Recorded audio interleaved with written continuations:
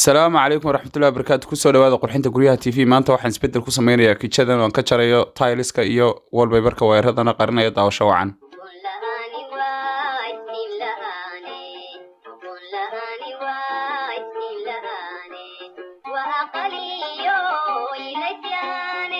marka hore waxaan jaray marmarkii sida aragtaanba oo aan dhulka dhigay waxay deetana samaysay godadkan iyo damage-kan sida aragtaanna wayro badan ayaa exposed ah I don't know qofkii meeshan sameeyaan uu garan maayo laakiin waa kale waa cowboy builders markaas aragtaanba wayradaas oo runtii very dangerous wallpaperka waan jarayaa imika oo waxaan doonayaa meesha gabiga derbi horta marka hore ka wada dhigo intaan buuxbuuxinin sida aragtaan godadkaas damage waxay u baahanayaan filler maaha waa patching plaster ama by skimming labada mid bay u baahanayaan hadii kale waa inaad plaster gareysaa laakiin in this case waxaan sameeyay patching plaster waxaanad arki doontaan sida isbedel ugu sameeyo derbigan ee aan ugu soo celiyo derbi qurux badan oo aan marnaba la moodin in uu ahaa derbi daloola wayradana waan qarinayaa waxaan jaray wallpaperkii sida aragtaan oo iyada aan video hore idinku tusaysa loo jaro two stages ka ah in maxay tahay ka hore la jaro kadibna la qooyinayo ka dambe la jarayo adigoo isticmaalaya scraper ama mididan lagu jaro waad aragtaan wallpaperkii uu ka wada go'ay dhammaan meesha dhani hadda waa ii diyaar inaan buuxbuuxiyo saad aragtaan wayradii god baan u qoday oo aan ku xareeyay imika waxa weeyaan inaan patching plaster kaga maray wayradu inay saa uga hooseeyaan magaranaysaa derbiga si marka aad plasterka mariso aan loo arkin badanaa waxaa la isticmaalaa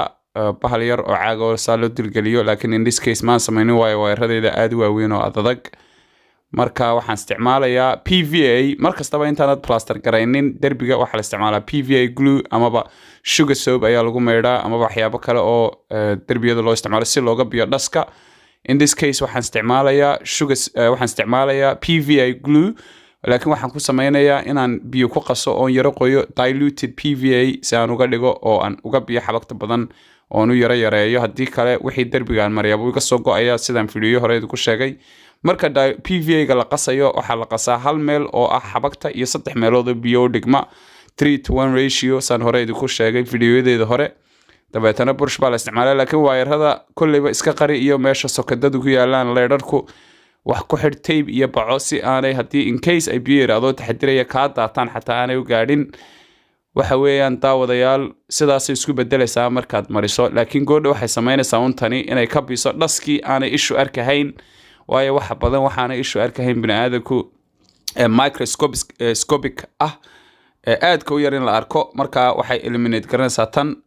markaad buuxbuuxinayso halkan waxaad isticmaalaysaa brush saad aragtid adiga oo avoid gareynaya inaad wax aliyaala wax ma garanaysaa wayra taabato ugu yaraan haba yaraato bas badnaatee waad aragtaan sidii paintingka markaad katika sameynayso oo kale ayaan deetana isticmaalay brushkaygii anigoo ag maraya oo iska ilaalinaya inaan taabto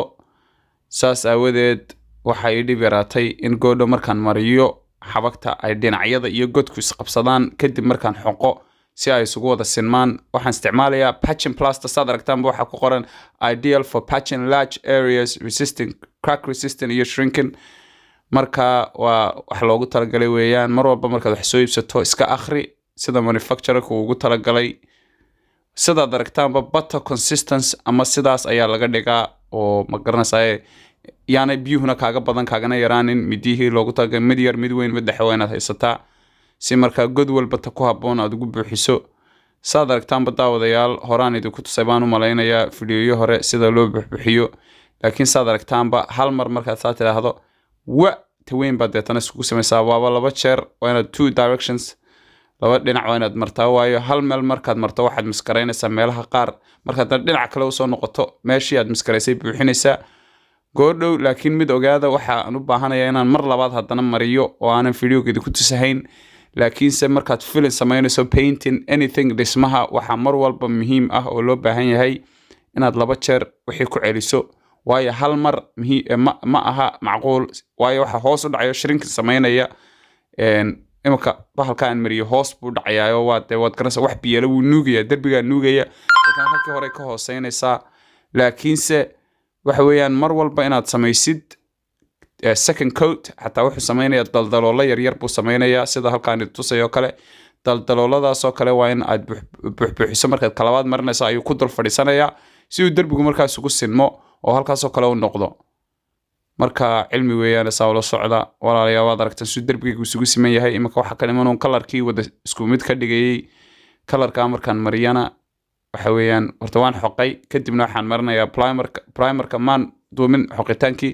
laakiin undercoat-ka markaan imika mariyo waxa weeyaan waxa deetana igu xigayo inaan markuu qalalo hal maalin baan deyni inuu qalalo hal maalin kadibna rinjiga caadiga ah baan marinaya oo idinka arka maalintii labaad ayaan ku soo noqonayaa deetana imika saasan kaga tagi doonaa waayo kan haddaba rinjigii baan bilaabay kalarkii caadiga ahaa kalarkani goodhow wuxuu sameynayaa isbedel markaa kalarku actually kalarkii saxda ahaa laakiin markuu qoyan yahay mar walba rinjigu kalarka saxda ah kuma tusayo markuu qoyan yahay laakiin markuu qalalo ayuu soo baxaya kalarka saxda ahi marka uu ka yara qafiifsan yahay kalarkan imakaan marinayo saad aragtaanba waxa uu egyahay very dark amaba garanaysaa uu ka yara kan imika kalarku soo bixi doona waa yara light laakiin hadda wuxuu egyahay dark marka waxaan idin tusay waka imika shaqadii oo dhamaatay daawadayaal sida mar walbaan idhaahdo imika waayiradii maye miyaad aragtaan wax waayira miyaad aragtaan wax daloola miyaad aragtaan waxba daawadayaal aad baa umahadsantihiin subscribe-ta hanaga iloobin imika waxa u harsan uun qoyska kijadan leh inay heestii eedadii qaadaan cawaan tendereren cawaan dadabgelayna